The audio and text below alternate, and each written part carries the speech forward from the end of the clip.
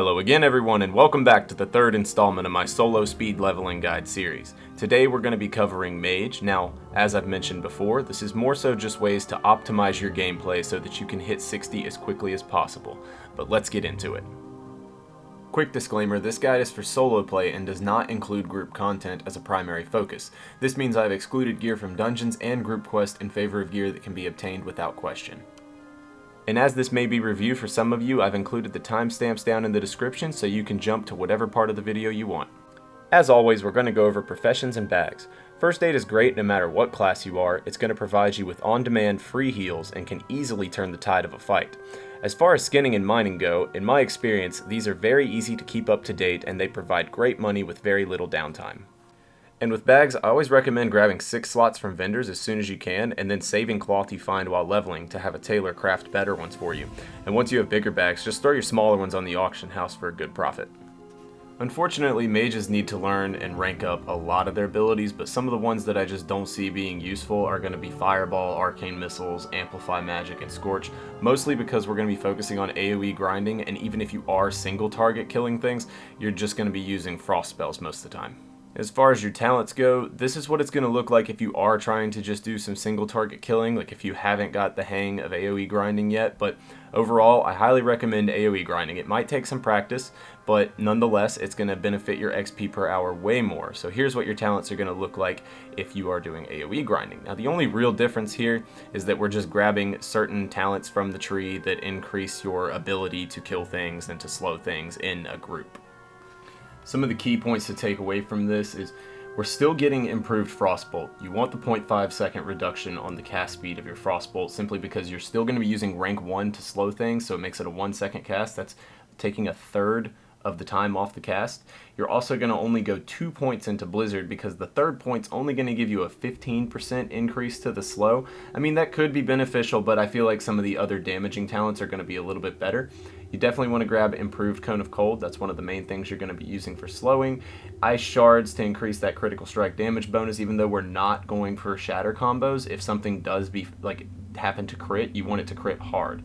So also getting the shatter just because critical strike chance of all spells against frozen targets, that's good. But we're not getting Frostbite. Frostbite gives your chill effects a 15% chance when it's maxed out to freeze the target for 5 seconds. That can actually negatively impact your AoE grinding because you want everything to stay together, and if one thing happens to proc and get frozen in place, that's bad because it's going to get separated from the group and it's going to screw up your whole AoE grind. And lastly, we're going to get Arctic Reach. Now this is going to increase the range of your Frostbolt, it's going to help you slow things further away, but mainly it's because it increases the range of your Blizzard and the radius of your Frost Nova and Cone of Cold. You want to stay max distance away, so having that extra reach on your Blizzard and the ability to freeze things a little bit further away and hit them with Cone of Cold just a little bit further away, that's going to help out tremendously. Wand progression. When it comes to upgrading your wand, they are obviously important and there are a lot of options to consider, but these are the easiest, and there is a bit of a gap between 22 to 41, but this is the time when you really start to shine with AoE grinding, so if you're doing that effectively, then this progression should work out just fine. Your first 2 come from enchanting, but they are BOE, so you don't have to be an enchanter to get them, just find someone who can make them and buy one. Your next one is Excavation Rod. Now, the levels I have listed here are for when you can pick up the quest, not necessarily when you should do the quest, so just keep that in mind. Now, this is that gap I was talking about, and I'm going to show an example of AoE grinding here in a second, but Blackbone will be a huge jump for you, and that can be bought in most major cities.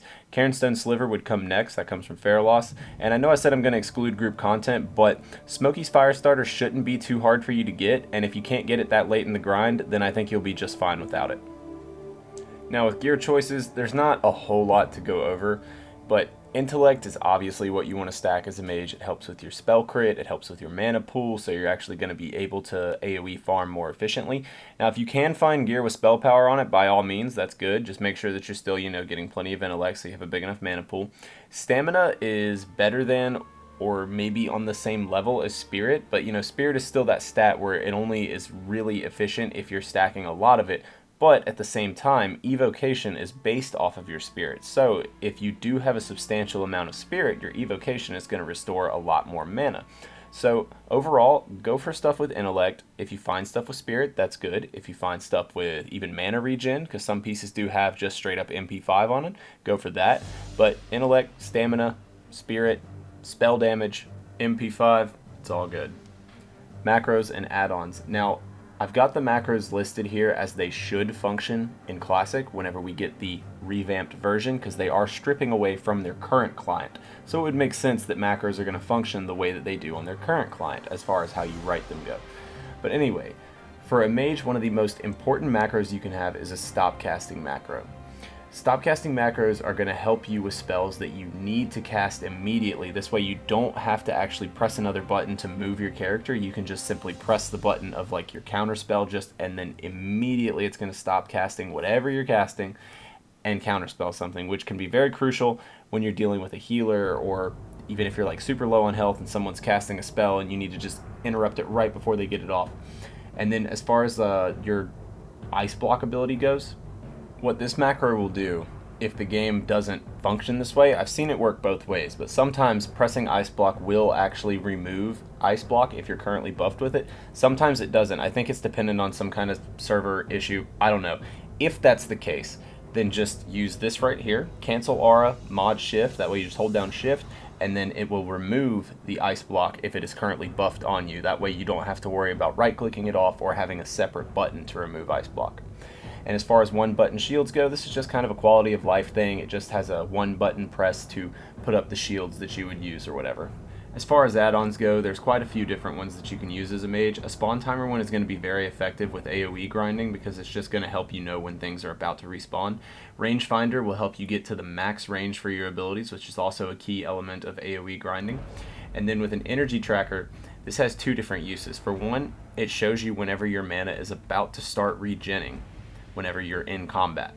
Also, you can do what's called sit drinking or drink walking, or however you want to call it, but basically it'll show you when the ticks of mana are about to take place as you're drinking, so you can essentially get the tick from drinking, stand up, walk a little bit, and then right before the next tick hits, drink again, rinse and repeat. And you don't really have to worry about the cost of drinks, obviously, because you're a mage, so it's actually very useful. Now, Bagnon, just one of those quality of life ones. It keeps things organized. Tidy plates, it helps you with your buffs, so tracking your debuffs and whatnot over your target. It's very efficient for that, as far as like how much longer your Frost Nova has on them, your Cone of Cold, or your Frostbolt Slow. And with Bartender, another thing just to make things look a little bit better, and Titan Panel is going to help you track your XP per hour, which obviously you want to be pushing for the maximum XP per hour that you can. And a few little miscellaneous things to go over. Now, I harp on this in every guide I make, pulling properly. The last thing you want to do is pull a pack of mobs that you can't handle and you end up running back to your body. So it's very important that you think a few steps ahead and just make sure that you're pulling exactly what you want to by pulling maybe one at a time, or if you're AoE grinding, don't pull too many. Just get the right amount for the goal that you're trying to accomplish, because running back is going to cost you more time than having to kill a second mob after you're done with the one that you're currently on, as opposed to fighting them both at the same time.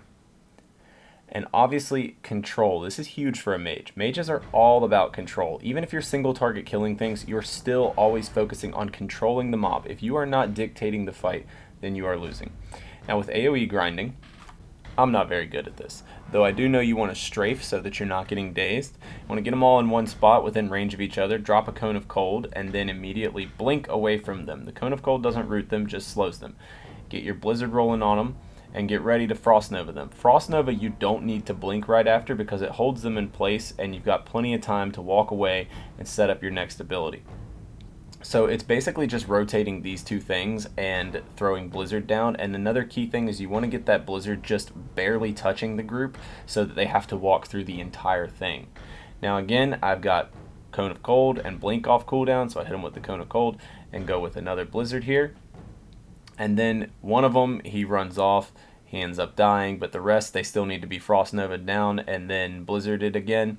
I have to use a Conjured Mana Ruby, another good thing. Make sure you've got one of those before each pull, or whenever you've got it off cooldown. And then when they're just a little bit of life left, just wand them or use whatever instance or low rank Frostbolts that you have to finish them off.